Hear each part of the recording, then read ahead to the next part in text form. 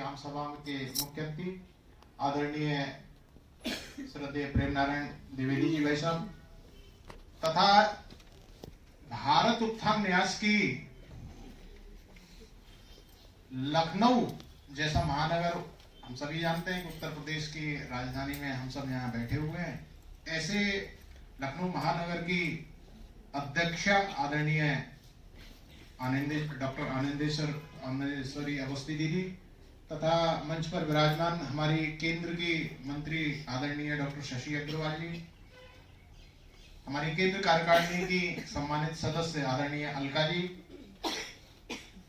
इसके साथ इस सभागार में हमारी तमाम इकाइयों के अध्यक्ष तथा हमारी समितियों के विभाग अध्यक्ष, आप सबका भारत उत्थान न्यास परिवार की तरफ से मैं एक बार पुनः स्वागत करता हूं और धन्यवाद देता हूं कि आप अपने आर्थिक साधन संसाधनों से दूर दूर राज्यों से इस आम सभा में आए और आपने न्यास के प्रति अपनी निष्ठा यहां पर आकर के प्रदर्शित की है। इसके लिए मैं आप सबको एक बार पुनः सादर नमन करता हूं। हम सभी जानते हैं कि 31 जनवरी 2019 को जो बीज हम सबने मिलकर के बोया था, शुरुआत तो लगभग हमने 7-8 वर्ष पहले की थी, लेकिन आज के युग में 4 कदम साथ चलने वाले भी 4 लोग ढूंढने में हमें 2 साल लगे और जब हमें ये कुछ 5-6 लोग ऐसे अच्छे लोग मिले तब हमने इसकी वैधानिक प्रक्रिया trust act, public trust act के तहत इसको कानून से हमने रजिस्टर्ड कराया और लोग जुड़ते चले गए। आज लगभग 16 राज्यों में हमने 5 वर्षों में, जिसमें कोरोना काल में तो हमने लगातार वर्चुअल कार्यक्रम किए और हम लगातार लोगों के बीच में सेवा कार्य करते रहे और अपने कार्यों से हमने पहचान बनाई।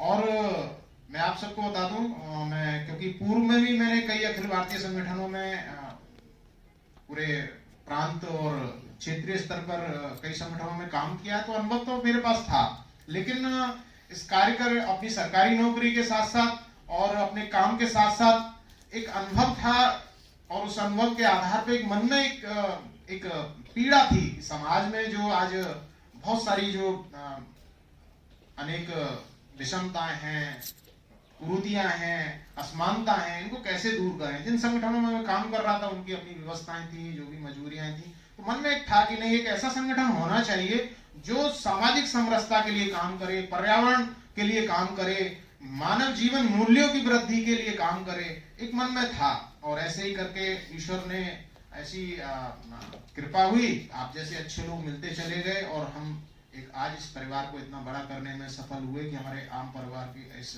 न्यास परिवार की आम सभा में आप सब आए। मैं आप सबको बताना चाहूंगा कि इस 1 वर्ष में जो किया, पूरा 4 वर्ष का कार्य कराने के लिए तो हमें अब अपने कार्य को बताने के लिए हमें स्मारिका छपवानी पड़ती है, क्योंकि बताना बहुत सारी गोष्ठियां, संगोष्ठियां, कार्यक्रम पहले मैं अकेला करता था, अब सब मिलकर के हम करने लगे, तो नतीजा ये है कि हमारा काम बढ़ने लगा।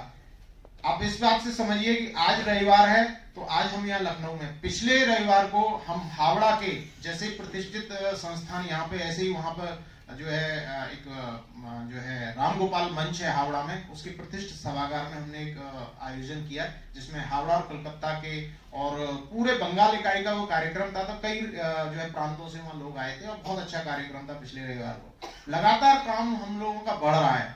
इस काम की वृद्धि की दृष्टि से अब हमको नेतृत्व करना पड़ेगा, यानी कि हम सब अब काम का जो हमारा जो कह सकते हैं कि हमारी जो विषय विशेषज्ञता है उसको नेतृत्व देने की आवश्यकता है। मैं अक्सर कहता हूं कि जो हमारी बौद्धिक संपदा है उसको समाज में ले जाने का काम हम सब कर रहे हैं। एक बहुत बड़ा जनरेशन गैप हो रहा है। हमारे जो सीनियर सिटीजन्स हैं, सेवानिवृत्त हो गए, उनके पास में बौद्धिक संपदा का भंडार है, उसको हम कैसे ले जा सकते हैं? तो वो सिर्फ आ सकते हैं, जा सकते हैं, अपना मार्गदर्शन बौद्धिक दे सकते हैं। हम जैसे कुछ युवा यहाँ पे हैं जो संगठन का काम कर सकते हैं। ये जो कार्य हम कर रहे हैं ये ईश्वर का कार्य है। संगठन करना, समाज का संगठन करना, ये ईश्वर का कार्य है। इसे साधारण मत समझिए आप। समाज को संगठित करना और एक दिशा में लेके चलना ये साधारण कार्य नहीं हो सकता। यही तो हमारे अवतारों ने किया, यही तो हमारे ईश्वर जो अवधारणा हमारी यही है, समाज को किस तरीके से हम विचारवान बनाएं, उसके अंदर मानव जीवन मूल्यों की किस प्रकार से वृद्धि हो कि वो अपना भला सोच सके, अपने समाज का भला सोच सके और अपने देश का भला सोच सके।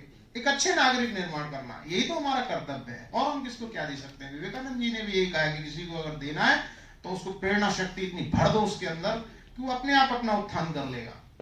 तो हम किसी को क्या दे सकते हैं? बस उसके अंदर उसकी जो मौलिक, जो उसका विचार का जो चिंतन करने की जो क्षमता है, जो मौलिक करने की जो उसकी क्षमता है, वो उसका जागरण करने का काम हम सबको करना है।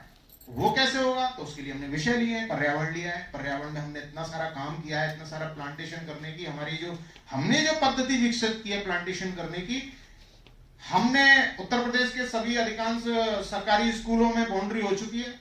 बच्चों से ही उनको पर्यावरण के बारे में, विशेषकर सिंगल यूज प्लास्टिक के लिए तो हमने अभियान ही छेड़ रखा है कि सिंगल यूज प्लास्टिक जिसका रिसाइकलिंग नहीं हो सकता, उसके प्रति हम बच्चों को जागृत करते हैं, उन्हीं के हाथों से प्लांटेशन करवाते हैं और लगातार काम कर रहे हैं। इसी तरीके से पंचकोश पर आधारित पर्सनालिटी डेवलपमेंट के नाम पे बहुत सारा भंडार आप सबको मिल जाएगा, जिसमें किस तरीके से खाना है, पीना है, रहना है, सहना है, लाइफस्टाइल तो सिखाई जाती है, लेकिन आपका समग्र विकास कैसे होगा ये पंचकोश की अवधारणा में मिलता है। उपनिषदों में है पंचकोश, पढ़िए, बहुत अच्छा विषय। एक बार पंचकोश की पुस्तक को पढ़ने के बाद आपके जीवन में परिवर्तन न आए तो आप बताइएगा। पंचकोश इतना समग्र विषय है, एक एक विषय, अन्न में कोश, प्राण में कोश, मनो में कोश, हमारा जीवन कैसे बड़ा हो सकता है। ईश्वर ने तो हमको उतनी सांस दी है, ये तय है, लेकिन इन सांसों पे नियंत्रण तो हमारा है ना, हमारे शरीर का है ना, तो हम अपना जीवन को भी लंबी, अपनी आयु को भी लंबी कर सकते हैं। इतनी सामर्थ्य इस पंचकोश के अंदर है। आप इसकी ताकत को पहचानिए, पढ़िए ना इसका लिटरेचर। बहुत छोटी सी पुस्तक है, बाहर रखिए। हमने तो अभी तो कोई शुल्क मिल जाता है तो ठीक है, वरना हम तो ऐसे ही उसको ज्यादा से ज्यादा लोगों तक पहुंचे। बहुत छोटी सी पुस्तक है, पंचकोश पर आधारित चरित्र निर्माण और व्यक्तित्व विकास। व्यक्ति के जीवन में पंचकोश के माध्यम से किस तरीके से समग्रता आ सकती है, कैसे वो अपने जीवन को सार्थक कर सकता है, क्योंकि एक ही जीवन मिला है, पलट के नहीं आने वाले कि आप गए और लौट करके फिर टिकट वापस लेकर के आ गए कि सुजीत कुंतली बनोगे अगले जन्म में। पता नहीं किस जन्म में क्या होने वाला है। इसी जीवन में आपको सारे लक्ष्यों की पूर्ति करनी है, तो उसके लिए आपको प्रेरणा शक्ति चाहिए काम करने के लिए। आपको स्वाध्याय से मिलेगी, आपको पुस्तकों से मिलेगी। तो हम तो सारी पुस्तकें पढ़ चुके हैं दुनिया की, ऐसा लगता है, लेकिन कुछ नया नया करने के लिए पंचकोश की कोई सीमा नहीं है। एक कोश पकड़ लीजिए, उसी पे रिसर्च कर डालिए, ये तो 5 कोश हैं यहाँ तो बहुत अच्छा विषय है। हमने अपना जीवन अब इसी के लिए, इसी विषय के लिए समर्पित किया और पंचकोश को अपना मूल सूत्र बनाते हुए न्यास को पूरा इसी पे अब केंद्रित करने की हमने लक्ष्य बनाया और विवेकानंद जी से प्रेरित होकर के सारा काम शुरू किया।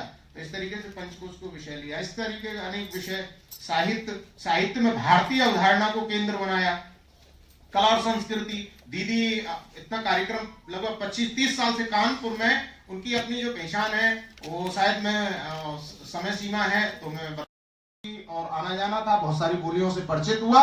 और हिंदी के लिए जो त्याग आचार्य जी का है वो प्रेरणा देने वाला है। नागरिक प्रचारणी सभा के माध्यम से जिस तरीके से उन्होंने उस स्थापना को पढ़िए, उन्होंने साफ लिखा है हिंदी का वह स्वर्णिम युग होगा जब इसका व्याकरण संस्कृत के आधार पर लिखा जाएगा। अभी संस्कृत के आधार पर व्याकरण नहीं है हिंदी का। बहुत सारे विद्वान कहते हैं अभी बहुत काम करना है। हिंदी विश्व की सबसे आधुनिक भाषा है। 100-120 साल मुश्किल से हुआ है भारतीय से लेकर अब तक हम देखें, सबसे आधुनिक, सबसे नई भाषा। और वैज्ञानिक कसौटियों को, जो भाषा विज्ञान के नियमों पे संस्कृत के बाद कोई भाषा अगर खरीद होती है वो हिंदी है।